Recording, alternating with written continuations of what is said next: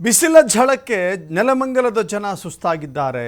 Heat stroke ತಪ್ಪಿಸಿಕೊಳ್ಳಲಿಕ್ಕೆ ಸರ್ಕಾರಿ ಆಸ್ಪತ್ರೆಯಲ್ಲಿ ಈಗ ಪೂರ್ವ ಸಿದ್ಧತೆಗಳನ್ನು ಮಾಡಿಕೊಳ್ಳಲಾಗ್ತಾ ಇದೆ. ಹೀಟ್ ಸ್ಟ್ರೋಕ್ನಿಂದ ಜನ ಬಳಲ್ತಾ ಇದ್ದಾರೆ ಅಂತ ಹೇಳಿ ಸರ್ಕಾರಿ ಆಸ್ಪತ್ರೆಗಳಲ್ಲಿ ಪ್ರತ್ಯೇಕ ವಾರ್ಡ್ಗಳ ಸ್ಥಾಪನೆ ಆಗ್ತಾ ಇದೆ. ನೆಲಮಂಗಲ ಸರ್ಕಾರಿ ಆಸ್ಪತ್ರೆಯಲ್ಲಿ ಬೆಡ್ಗಳ ವ್ಯವಸ್ಥೆಯನ್ನು ಮಾಡಲಾಗಿದೆ. 5 ಬೆಡ್ಗಳನ್ನು ಆ ಕಾರಣದಿಂದಾಗಿ ರಿಸರ್ವ್ ಇಡಲಾಗಿದೆ. ಡ್ರಿಪ್ಸ್ಗಳನ್ನು, ಆಕ್ಸಿಜನ್ನನ್ನು, ಪಲ್ಸ್ ಪರಿಶೀಲನೆ ವ್ಯವಸ್ಥೆಯನ್ನು, ಹೆಚ್ಚುವರಿ ವ್ಯವಸ್ಥೆಗೆ ಚಿಕಿತ್ಸೆಗೆ ಆಂಬ್ಯುಲೆನ್ಸ್ ಕೂಡ ಇಲ್ಲಿ ಸಜ್ಜಾಗಿದೆ.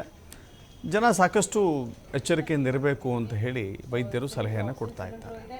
ಎಲ್ಲ ಪೇಷಂಟ್ ಬಂದಿರ್ಬೋದು, ಹೀಟ್ ಸ್ಟ್ರೋಕ್ ಆಗಿ ಪೇಷಂಟ್ ಬಂದಾಗ ತುಂಬ ಸೀರಿಯಸ್ ಆಗಿ ಬರ್ತಾರೆ. ಜ್ಞಾನನೇ ತಪ್ಪಿರ್ಬೋದು, ಫಿಟ್ಸ್ ಬರ್ತಾ ಇರ್ಬೋದು, ಮತ್ತು ಅವ್ರು ತೀರಾ ಸುಸ್ತಾಗಿ ಫುಲ್ ಬಿಸಿ ಆಗ್ಬಿಟ್ಟು ಅವ್ರಿಗೆ ಜ್ಞಾನನೇ ಇರಲ್ಲ, ಆ ಥರ ಬರ್ತಾರೆ.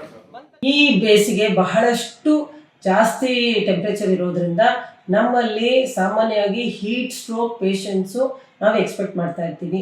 ಆ ಧಗೆಗೆ 40 ಡಿಗ್ರಿ 38 ಡಿಗ್ರಿ ಇದ್ದಾಗ ಪೇಷಂಟ್ ಯಾರೇ ಆಗಲಿ ಈ ಧಗೆ ಶೆಕೆಗೆ ತುರಂತ ಸಡನ್ನಾಗಿ ಅವರಿಗೆ ಜ್ಞಾನ ತಪ್ಪೋದು, ಸುಸ್ತಾಗಿ ಬಿದ್ದೋಗ್ಬೋದು, ಹಾರ್ಟ್ ತೊಂದರೆ ಆಗ್ಬೋದು, ಮತ್ತೊಂದಾಗ್ಬೋದು. ಸೊ ಆಸ್ಪತ್ರೆಯಲ್ಲಿ ನಾವು ಸುಸಜ್ಜಿತವಾಗಿ ICUನ ರೆಡಿ ಮಾಡಿ ಇಟ್ಕೊಂಡಿದ್ದೀವಿ. ಹೀಟ್ ಸ್ಟ್ರೋಕ್ ಬೆಡ್ಗಳಂತ ರೆಡಿ ಮಾಡಿ 5 ರಿಂದ 10 ಬೆಡ್ಗಳನ್ನ ರೆಡಿ ಮಾಡಿ ಇಟ್ಕೊಂಡಿದ್ದೀವಿ.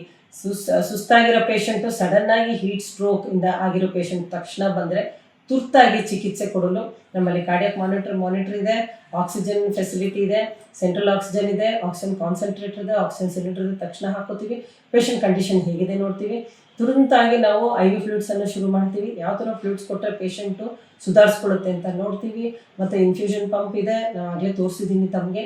ಇನ್ಫ್ಯೂಷನ್ ಪಂಪಿಂದ ನಾವು ಫ್ಲೂಯಿಡ್ ಇಂಟೇಕ್ನ ಎಷ್ಟಾಗುತ್ತೆ ಅಂತ ನಾವು ಅದನ್ನು ಮಾನಿಟರ್ ಮಾಡ್ತೀವಿ.